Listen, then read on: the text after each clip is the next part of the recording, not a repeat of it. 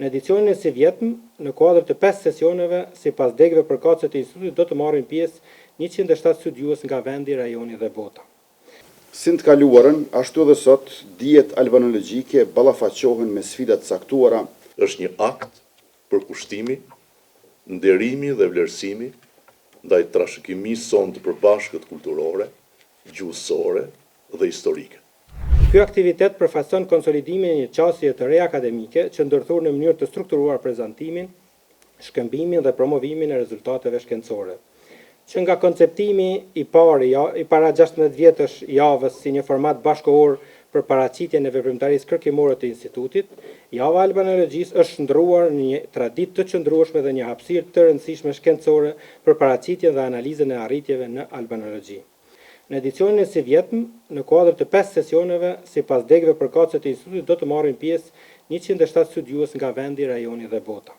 Ju jeni ata që gjatë gjithë punës suaj shkencore merreni me pjesën më thelbësore të identitetit të popullit tonë, që nga gjuha, letërsia, folklori, etnografia, këngët dhe gjithçka që kulturalisht ne na bën këta që jemi shqiptar.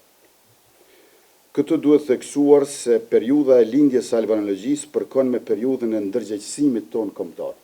Si në të kaluarën, ashtu edhe sot, dijet albanologjike ballafaqohen me sfidat caktuara, qoftë kur bëhet fjalë për vazhdimsinë iliro-shqiptare, qoftë për autoktoninë e shqiptarëve në këto treva.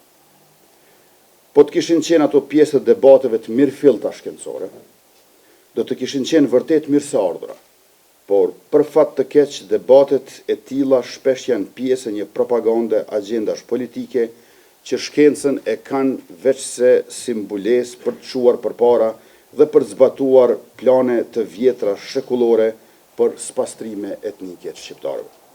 Ky aktivitet i përvitshëm i organizuar nga Instituti i Albanologjisë në Kosovë nuk është thjesht një takim akademik.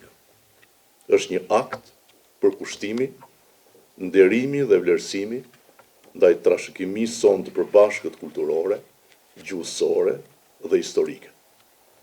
Është një thirrje ndaj kujtesës tonë kolektive dhe një nxitje për të avancuar në këto fusha në të ardhmen.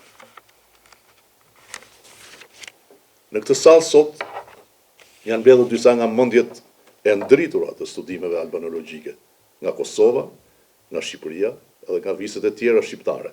Edhe kjo vetvetiu është një dëshmi se albanologjia është dhe duhet të mbetet një hapësirë e përbashkët kërkimi, dialogu dhe identiteti kombëtar. Edhe këtë vit organizimi i javës së albanologjisë në 5 seksione themelore të historisë, folkloristika dhe etnomuzikologjia, letërsia, etnologjia dhe gjuhësia, dëshmon për një qasje të gjerë, ndërdisiplinore dhe gjithëpërfshirëse në trajtimin e çështjeve të identitetit dhe trashëgimisë sonë kombëtare.